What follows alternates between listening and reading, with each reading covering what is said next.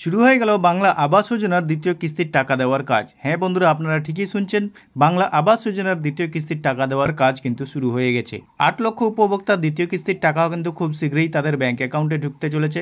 বাকি যে 4 লক্ষ উপভোক্তা রয়েছেন তারা এই টাকা পেতে গেলে কি করতে হবে, কবে নাগাদ তারা দ্বিতীয় কিস্তির টাকা পাবেন, সে বিষয়ে সমস্ত কিছুই আপনারা এক এক করে জানতে পারবেন এই প্রতিবেদনের মাধ্যমে।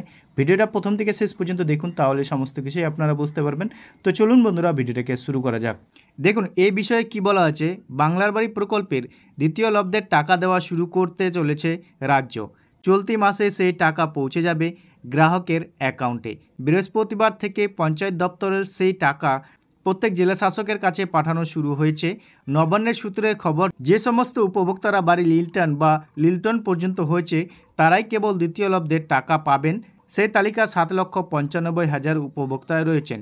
চলতি মাস থেকে বাড়ি বানানোর সেই টাকা অ্যাকাউন্টে ঢোকা শুরু হবে।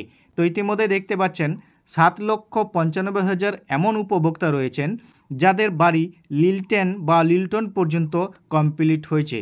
তারাই কেবল দ্বিতীয় কিস্তির টাকা পাবেন এবং বাদবাকি যে উপভোক্তা রয়েছেন তারা কবে নাগাদ এই টাকা পেতে চলেছেন সেই নিয়ে কি বলা হয়েছে।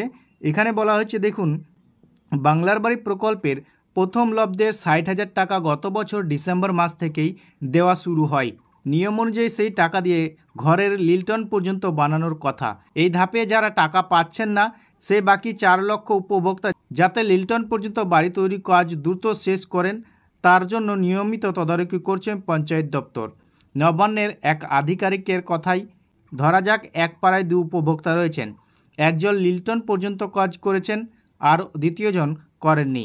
সেক্ষেত্রে প্রথমজন টাকা পাবেন, দ্বিতীয়জন কখনোই পাবেন না।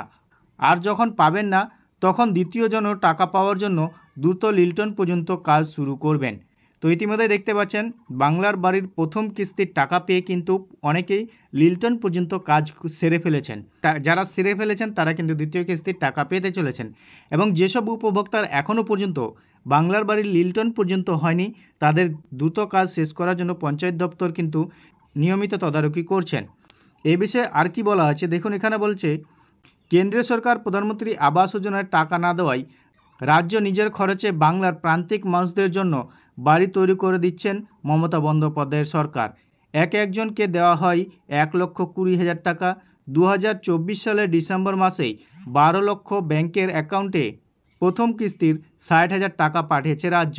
রাজ্যের জারি করা স্ট্যান্ডিং অপারেটিং প্রসিডিওর অনুযায়ী লিল্টন পর্যন্ত কাজ এগোলে তবেই একজন উপভোক্তাকে দ্বিতীয় কিস্তির টাকা দেওয়া হবে। প্রায় 8 লক্ষ উপভোক্তা নির্দিষ্ট সময়সীমার মধ্যেই সে কাজ করেছে। তো দেখতে পাচ্ছেন, তো আপনাদেরকে অনেক ভিডিওতে জানিয়েছি যে প্রথম কিস্তির টাকা পেয়ে কিন্তু আপনাদেরকে লিল্টন পর্যন্ত কাজ শেষ করতে হবে, তবেই আপনারা দ্বিতীয় কিস্তির টাকা পাবেন।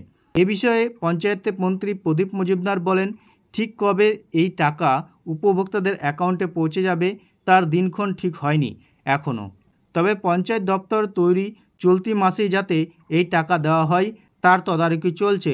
মুখ্যমন্ত্রী মমতা বন্দ্যোপাধ্যায়ের হাত দিয়েই এই অর্থ দেওয়ার প্রক্রিয়া শুরু হবে। তো ইতিমধ্যে দেখতে পাচ্ছেন কিন্তু এই মাসেই আপনাদের ব্যাংক অ্যাকাউন্টে টাকা ঢুকতে পারে দ্বিতীয় কিস্তির। যারা এখনও করেনি তারা কিন্তু দ্বিতীয় কিস্তির টাকা পাওয়ার জন্য লিল্টন পর্যন্ত কাজ সেরে ফেলুন, তারাও কিন্তু দ্বিতীয় কিস্তির টাকা পেতে পারেন। এই বিষয়ে আপনাদের মতামত কমেন্ট সেকশনে অবশ্যই কমেন্ট করবেন। ভিডিও ভালো লাগলে বন্ধুদের সাথে বেশি বেশি করে শেয়ার করবেন। আর এই ধরনের ভিডিওর আপডেট পেতে আমাদের চ্যানেলটিকে সাবস্ক্রাইব করে রাখবেন।